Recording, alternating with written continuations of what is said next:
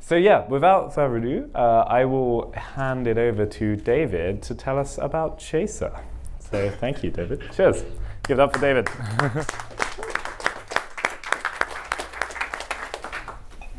Don't know where Dina is.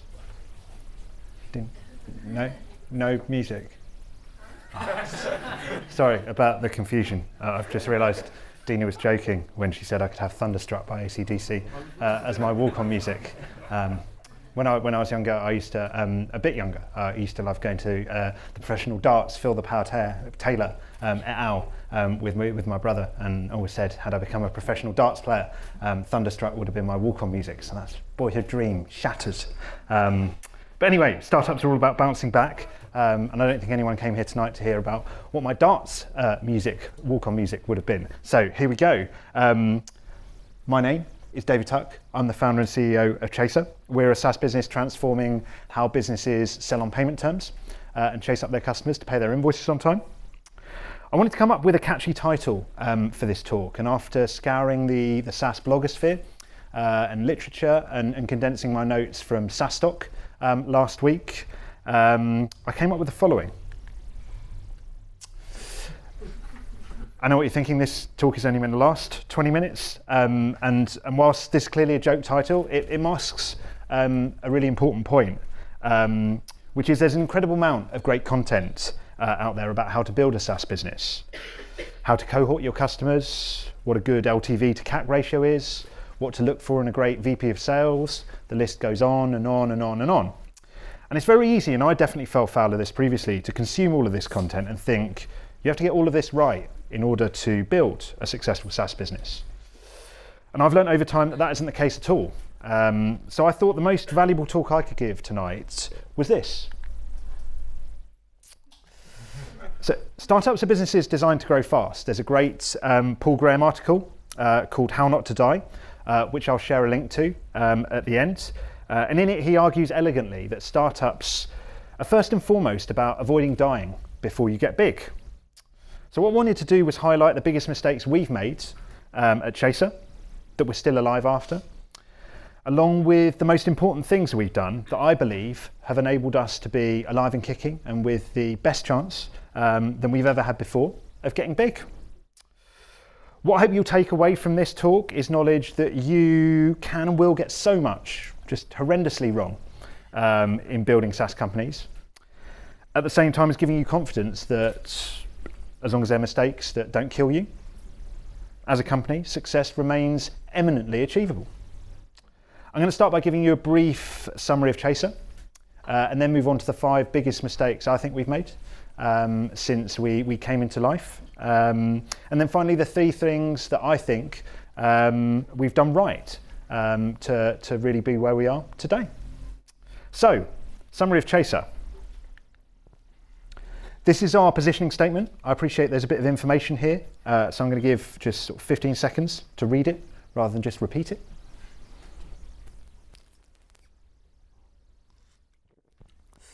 So that's what we do. And if anyone has any questions or thought any of that was unclear, please do let myself or members of the Chaser team, if people can put up their hands. There we go. No, at the discussion afterwards, that'd be great, as clearly there's more scope for us to position ourselves even better. As an aside, for anyone who hasn't done a positioning statement as an exercise before, I highly recommend it. It really forces you to clarify important choices as a company that otherwise can be very, very easy to dodge. And it's hugely helpful in the long run. I'll share a link to a great first round review article at the end, which I think gives great guidance on how to do this. And our story.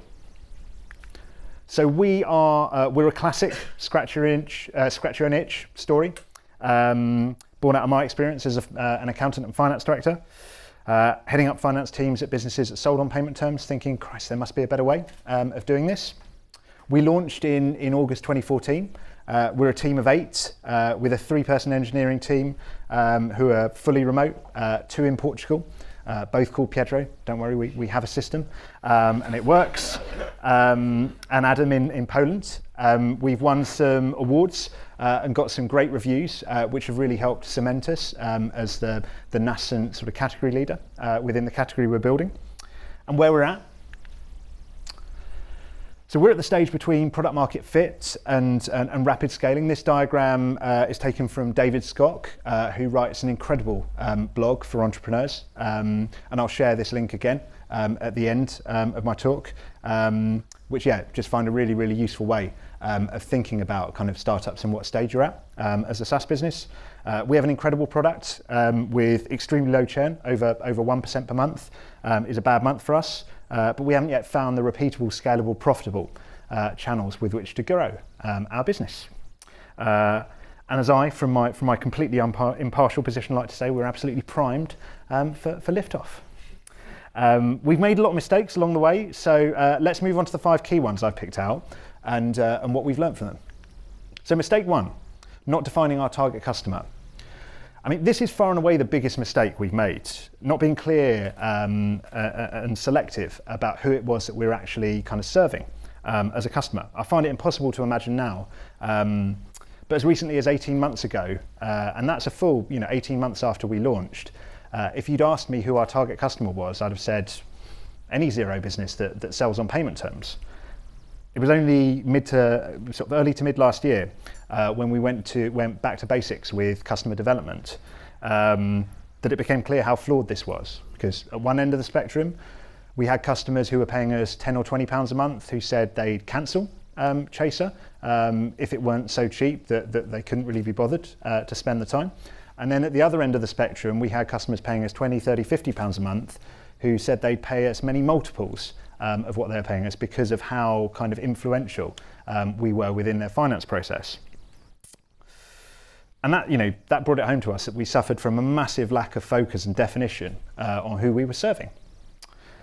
Now maybe you can get away with that kind of lack of definition if you're Microsoft and you have the resources to try and serve everyone.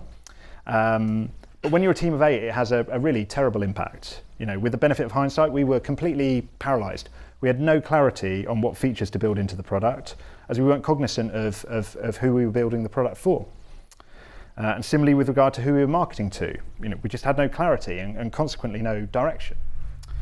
Our only saving grace, I think, and a really important one with the benefit of hindsight, was that at least we had the good sense to pause in the face of this paralysis and go back to basics with customer development. That was so valuable. We could easily have tried to sort of silver bullet our way out of trouble by building features in hope rather than expectation that ultimately could have left us with a real Frankenstein's monster of a product. So definitely a near miss in that regard. And it was painstakingly slow going at first to build back up that momentum. But building up this definition and empathy for who our target customer is has proved so valuable for us and game-changing, and is absolutely the foundation for the incredible kind of product development momentum that we now have. Mistake 2, underestimating the impact of in-accounting system functionality. So when we launched in August 2014, there were other products on the market looking to solve the same problem that we were. We were and still are, again, me being completely impartial, leagues better. But then in November 2015, Xero, the accounting system with which we integrate, released their own automated invoice reminder functionality. Now, Xero were great as a partner. They gave us 9 months notice that this functionality was coming out. We knew what the functionality would entail. We knew that we would have really substantive points of differentiation. But linked to mistake number 1 of not knowing our kind of target customer and who we were serving, the reality was we couldn't possibly know that they were kind of true and enduring substantive points of differentiation because we didn't know who we were serving. We didn't know that they were substantive to our customer.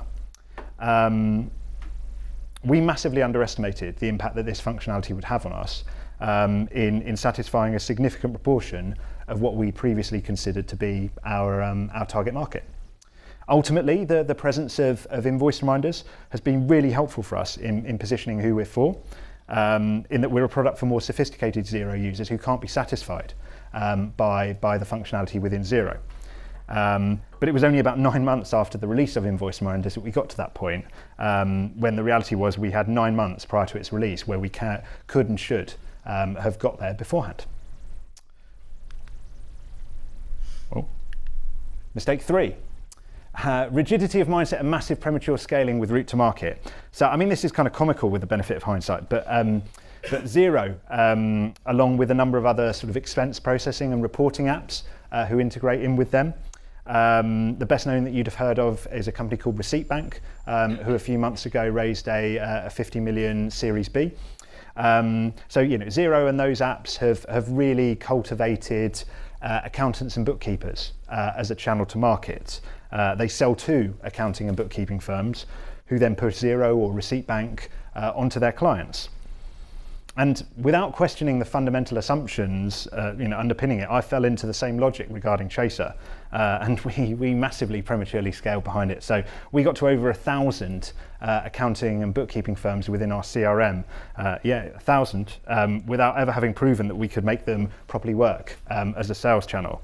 Actually introducing us into their client base. So the learning here is massively, prove it, properly prove it, then scale it, rather than scale it straight out the gate, because it's definitely going to work. Slide 4.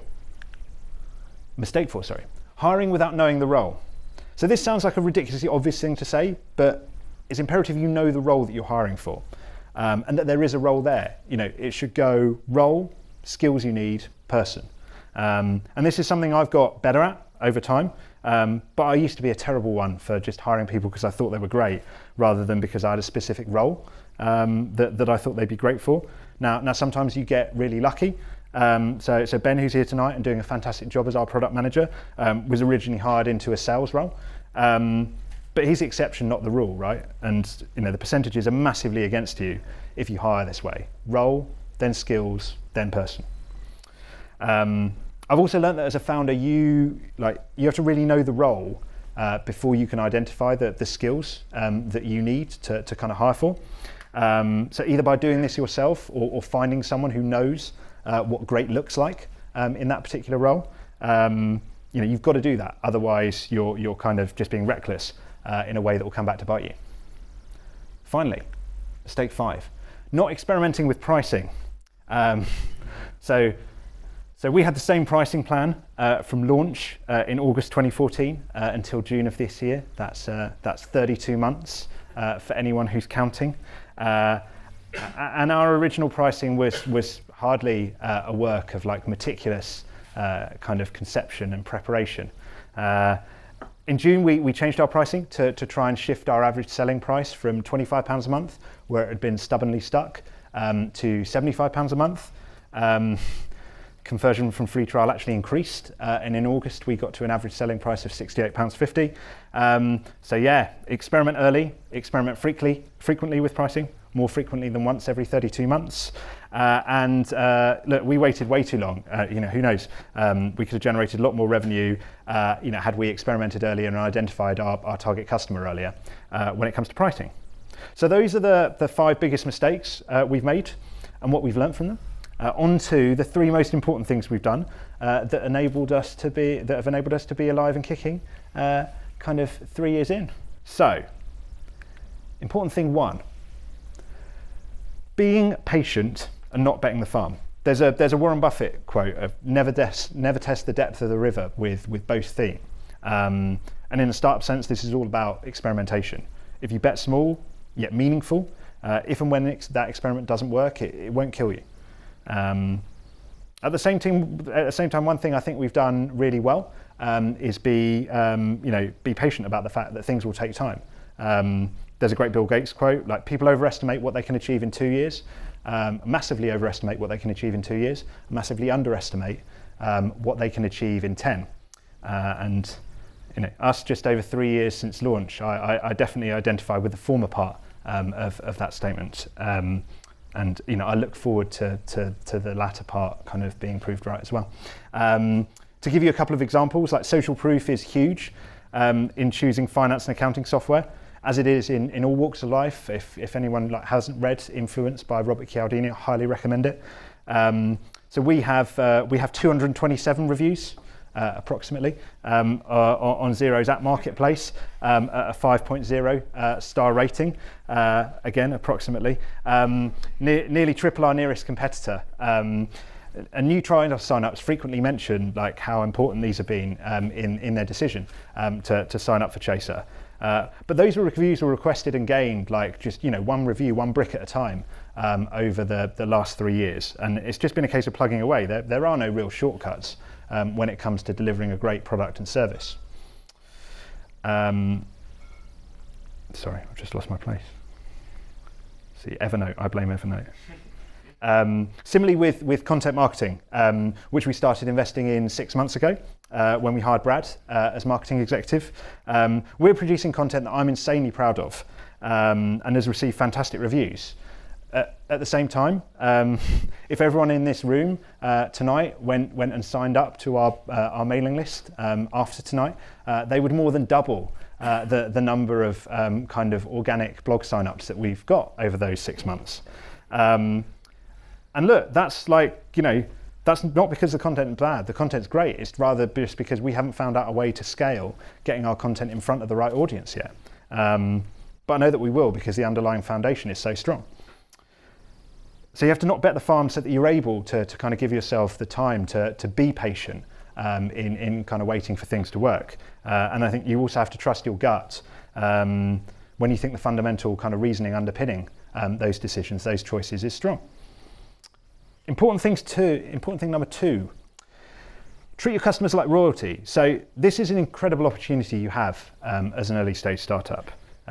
You're able to assign customers a level of importance that big organizations just could never justify because of the size they have.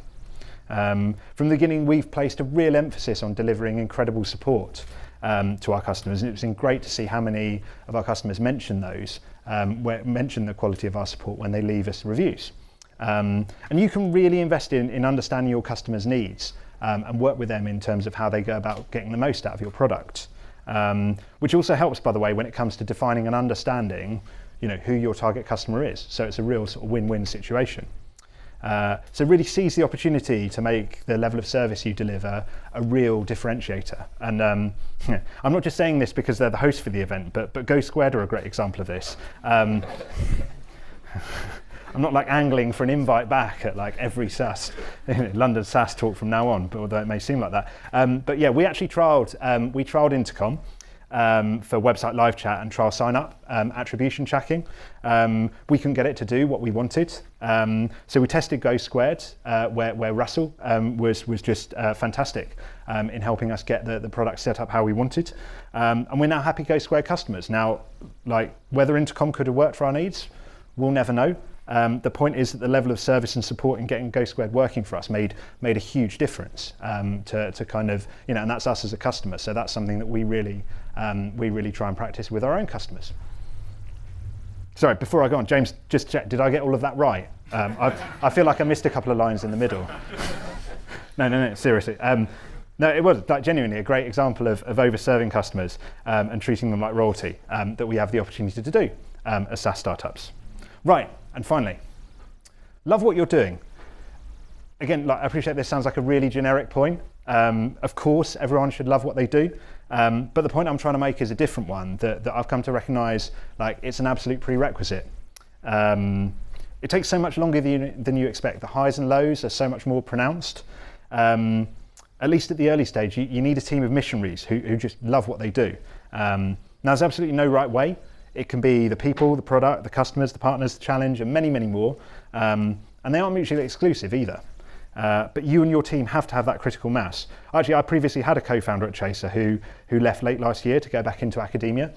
He was an incredible engineer, but at the end of the day, he didn't love what he was doing. So hard as it was at the time, him moving on was ultimately the right thing for both him and us. And I'm really fortunate now to work with a team of true missionaries. So the final element to this is that, when I talk about love, emotions are contagious, right? If you don't love what you do, how do you expect anyone else to kind of love what you're doing either? So that's everything I wanted to cover in my talk. You've heard the 5 biggest mistakes we've made and the lessons we've learned from them, and the 3 most important things we've done to be alive and kicking today. I hope you found it useful. I know there's a panel at the end. So, anything useful on that or to discuss afterwards, please do let me know. Thank you.